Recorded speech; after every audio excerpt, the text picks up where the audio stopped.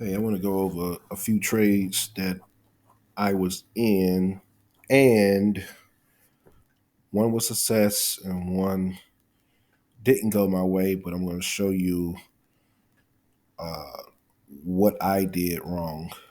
All right. So, first, let's look over here. We got the Euro CAD trade. All right. And on this particular trade, 77% was short, 23% were long. All right.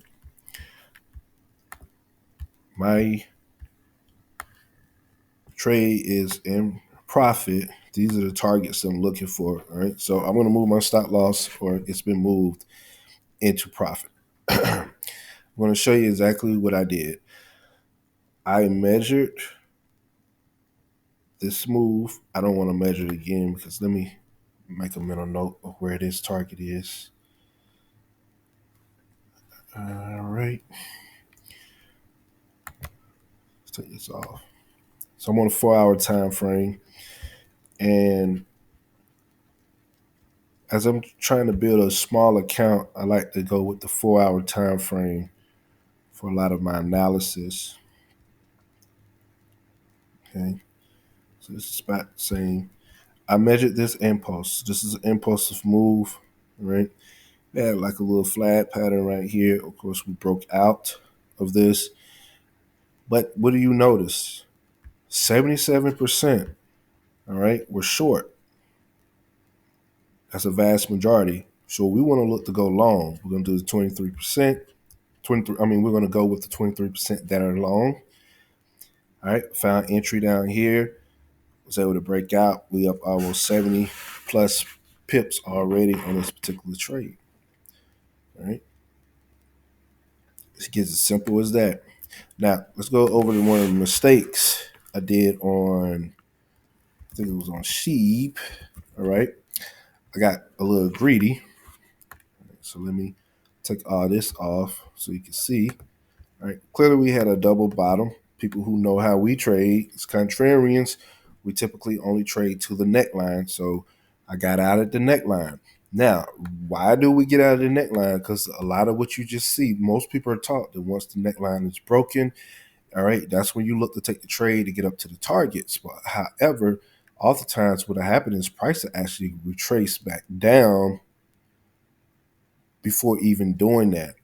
Because there's a lot of traders in the market who are taught that. But because yesterday when Trump posted about the crypto reserves at the national level, I figured that well maybe we would run on up and basically it wasn't a big large position. It wasn't much, but I never should have entered to begin with. All right, so let's go maybe down to the 30-minute chart so I can show you what's going on. All right, so I'm thinking we were going to push on up to this level right here on the chart. All right, we get close, and I was in profit. I'm good. I think we're going to go ahead and push up, and all of a sudden it started rolling over, and it got to a point where I'm glad I did set a good stop loss and not play around with it because had I left it here, I'm using 7x leverage. So you can imagine, I'm up in profit. I think I got in around this area here and then it started rolling over and it dropped all the way down here 7.19% from my entry. That and you do that times seven. I mean that's 40. It's a little bit over 50% because it's 7.19. But you get what I'm saying. It's almost 50% of that money would have been ate up. This is why setting your stop loss is really really important. Or you have a manual stop loss in your head, meaning that you're looking at it, okay, and you can execute and say, you know what, this is not going in the right direction. Let me go ahead and just get out.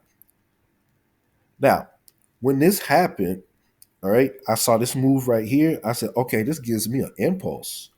So let me measure the impulse and we could get on the right side of the trade, and I could actually see exactly where this may head to the downside. And voila, look what happened, right? At least the first target was hit.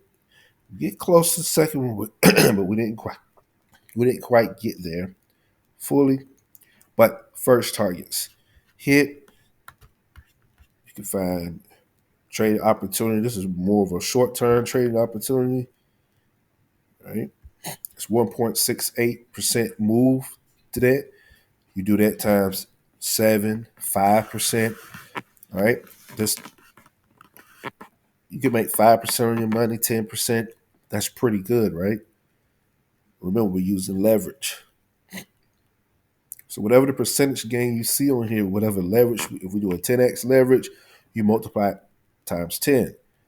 But here's the downside. If this thing goes in the wrong direction, you're going to be down by that same amount too. So you're going to be down if you do a 10x leverage and it moves 2% in the opposite direction, you're down 20% on your money or whatever you're investing. So if you may be only putting up $100 on that trade, but you may have a $5,000 account. That I don't know. But if you got that $100 that's up trading, you're already down 20% on your money, even though the asset only moved 2%, because you got to do it times 10. So that's how you have to be careful when it comes to that. This is why I would recommend going on a higher time frame on when you're going to go up a little bit more. Or how about this? I think a higher time frame is much better because you can scale in. You don't need to go heavy at the start. You can add to your position along the way on the journey as it's going. Like this would have been a beautiful swing trade going all the way from here to up to the neckline. Okay. Even though this is on the 30-minute, it's showing up. I don't know if it would have showed up on the actual 4 hour, but we can go ahead and check. That's a 14%. All right. You do that times 5, and now you at what, 60% gain on your money. Let's do a 4 hour time frame. See.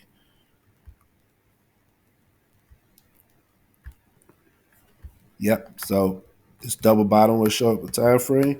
All right. If y'all new watching this video, remember we do not do the traditional way people trade the double tops, double bottoms. This is not how we do it. Okay. So you remember we got our trade challenge. It's going to be starting up today. All right. I have everything back in here in the dashboard. All right. So I'll be adding things weekly throughout the challenge for the next 6 weeks. Okay. So you'll have access. I'll put in a trade plan builder. All right. So we'll upload that in here. So you'll be able to build out your trading plan as well during this week. I know we should have had that earlier, but I got sidetracked. So forgive me for that. And like I said, if you watch this video and you still not on board, you still can get on board. You can do it. You may be a little bit behind, but of course, that's why we got the pre-training, the pre-challenge training. You still can go through that as well. We will have more challenges that are coming. All right. So I'll put this link in the description, but we do have more. So this won't be the only one. But yeah, this is what we're working on. I just wanted you to go over that. So you just saw I did the trade. We looked at the Euro CAD. We looked at sentiment. All right, I got to stick with it.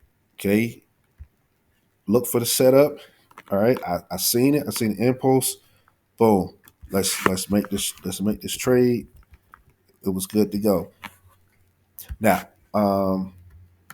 yeah, we're going strong, right? 4 hour impulse. All right, find my entry. Boom, everything lined up.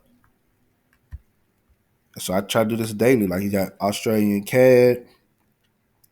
All right, we got Australian Swiss franc. We can do the same thing. We can look over here. And then guys, you gotta understand every strategy that you would ever come across, they work in some capacity. Okay. It's just that you have to have the mental strength, the psychology to not be greedy, second guess yourself. I do it all the time when I second guess myself. Sometimes I jump out of trade early, Sometimes I jump in early. Sometimes I have bad entries because I may be a little bit impulsive because I don't want to miss the move, so I just jump in. Well, that's just something I have to work on and correct. And nobody's perfect; things just resurface. But what was the sentiment on this? All right, 84% were long.